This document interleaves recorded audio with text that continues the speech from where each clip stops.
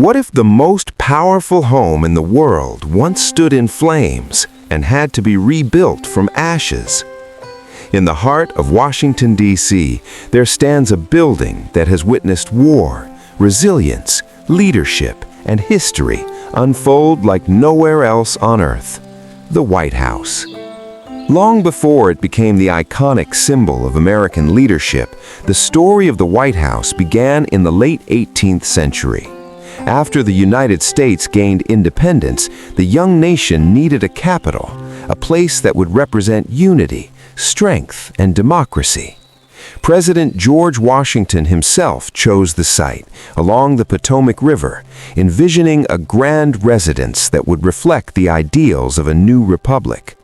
In 1792, a design competition was held, and an Irish-born architect, James Hoban, won with his elegant neoclassical design. Construction began shortly after, using sandstone painted white to protect it from weather damage, a detail that would later give the building its famous name. By 1800, the structure was finally ready, and President John Adams became the first to live inside its walls. But life in the White House was far from luxurious at the time. The building was still unfinished, cold, and surrounded by muddy grounds. Abigail Adams famously used the East Room to hang laundry because it was one of the only large, dry spaces available. Despite its humble beginnings, the White House quickly became the center of American political life. It wasn't just a residence, it was a symbol of leadership, diplomacy, and decision-making. But one of the darkest chapters in its history came just 14 years later. In 1814, during the War of 1812, British forces marched into Washington, D.C. After defeating American troops, they set fire to many government buildings, including the White House. Flames engulfed the structure, destroying the interior and leaving behind only charred walls. The residence of the president, the heart of American leadership, was reduced to ruins. Legend has it that First Lady Dolly Madison, before fleeing the advancing British troops, saved a priceless portrait of George Washington from being destroyed. This act became a powerful symbol of American resilience and respect for its founding legacy. After the destruction, there was debate about whether to rebuild the White House at all. Some believed the Capitol should be moved elsewhere, but ultimately the decision was made to rebuild, stronger, more determined, and more symbolic than ever. James Hoban returned to oversee the reconstruction, and by 1817, President James Monroe moved into the restored residence. The White House had risen from the ashes, becoming a powerful reminder that the nation itself could endure hardship and emerge stronger. As the years passed, the White House evolved alongside the country. It expanded, adapted, and modernized.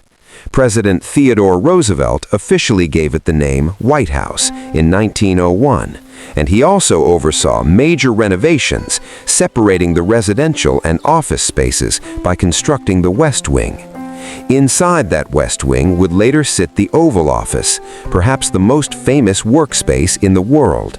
From that room, presidents would make decisions that shaped not just America, but the entire globe. During the presidency of Harry Truman, the White House faced another crisis, not from war, but from structural failure. By the late 1940s, the building had become dangerously unstable. Floors creaked, walls cracked, and parts of the structure were on the verge of collapse. Truman made the bold decision to completely gut the interior of the White House while preserving its outer walls.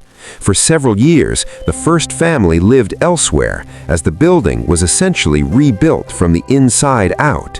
When it was completed in 1952, the White House was stronger than ever, blending historic charm with modern engineering. Over the centuries, the White House has been home to every U.S. president since John Adams. It has hosted world leaders, witnessed historic agreements, and stood as the backdrop for moments that changed history, from wartime decisions to civil rights advancements. It has also been a place of human stories, families raising children, moments of joy and grief, and the immense weight of leadership carried within its walls. From Abraham Lincoln walking its halls during the Civil War, to John F. Kennedy inspiring a generation, to modern presidents addressing the nation in times of crisis, the White House is more than a building. It is a living symbol of democracy.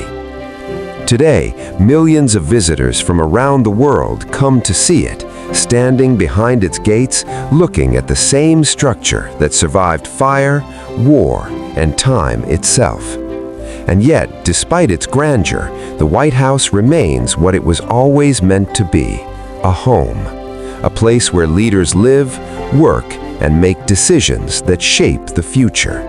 Because in the end, the power of the White House does not come from its walls, but from the people, the history, and the enduring spirit of a nation that refuses to fall.